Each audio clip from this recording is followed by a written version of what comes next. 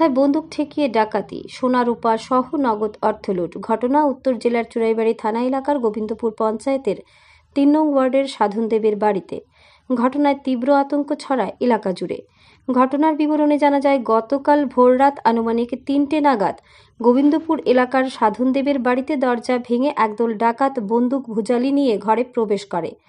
কিছু বুঝে ওঠার আগেই সাধনদেব এবং তার ছেলে সাগরের মাথায় বন্দুক ধরে রাখে এবং চিৎকার করলে মেরে ফেলার হুমকি দেয়।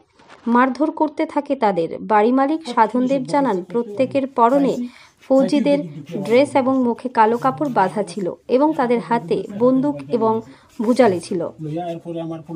ঘটনাস্থলে চুরাইবাড়ি থানার পুলিশ, মহকুমা পুলিশ আধিকারিক B Zerin Puia, assistant police super Jeremy ডায়ালগ, পুলিশ সুপার অভিনাশ রায় সহ বিশাল পুলিশ এবং টিএসআর বাহিনী। খবর দেওয়া হয় ফরেন্সিক টিমকে। তদন্ত করছে পুলিশ। ব্যুরো রিপোর্ট, আরি, ধর্মনগর। একটু মনে করিয়া করে কোন এটা কালার বুদর হয়, এটাই পেরাসলো এটি না ও কালার কালার তো লোয়া ও কালার সেম কালার ওলা ফুক্কা উক্কা বন্ধ আছে। ওই ঘরে তো ঢুকছে না, এগুলো আমরা গরু আছে তিনটা এখানে।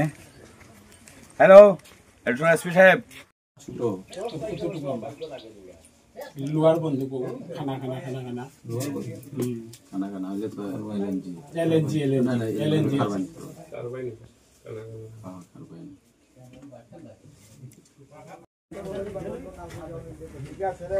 ওই ঘরে তো ঢুকছে না, এগুলো আমরা গরু আছে তিনটা। না একটু মনে করিয়া করে কোন এটা কালার বুদর হয়, এটাই পেরাসলো এটি না ও কালার কালার তো লোয়া ও কালার সেম কালার ওলা ফুক্কা উক্কা বন্ধ আছে। কি নাম তোমার? সাগর দেব। কি ছিল গতকালকে রাত্রে তারা 7-8 জনের মতন আইছে, টিএসআর ডেস্কিন দিয়ে বন্দুক লই আমরা দরজা ভাঙিয়ে আইয়াও আমরা বন্দুক ধরছে সামনাসামনি ধরে ওই যে তোমরা ঘরে ড্রাগস আছে নি যে ড্রাগসের গোপন সূত্র খবর পাইছে যে ড্রাগস আছে বইয়া। তখন এরপরে দিয়ে আমার মোবাইল নিছে, আমার বাবার মোবাইল নিছে, আমার বোনের মোবাইল নিছে। এরপরে দিয়ে আমার যে আমরা ঘরে যে ক্যাশ আসলো কিছু টাকা, ধরো 70,000 টাকার উপরে নিছে। এরপরে দিয়ে আরো সোনা আসলো, কিছু জিনিস সোনার উপর আসলো নিছে। এরপর আমার যেন মোবাইলের যেন চার্জার, হেডফোন সব নিছে। মারধর করছে? হয়, মারধর করছে। এখানে মারছে, বাবারে মারছে, আমার বোনটারেও মারছে। সবার কাছে কি বন্দুক ছিল?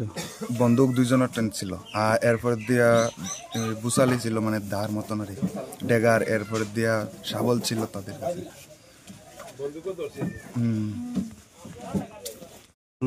মানে বন্দুক ধরে ডাকাতির ঘটনা আপনার সরজমিনে এসছেন, মানে কি বুঝতে পারলেন?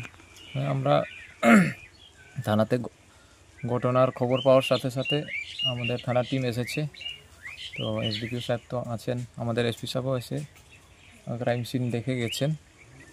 তো যেটা প্রাথমিক তদন্তে আমরা জানতে পেরেছি, কিছু লোক এসেছিল কালকে সকালে ভোরের দিকে, এসে বই দেখিয়ে বাড়ির কিছু টাকা পয়সা আর কিছু স্বর্ণালঙ্কার নিয়ে গেছে।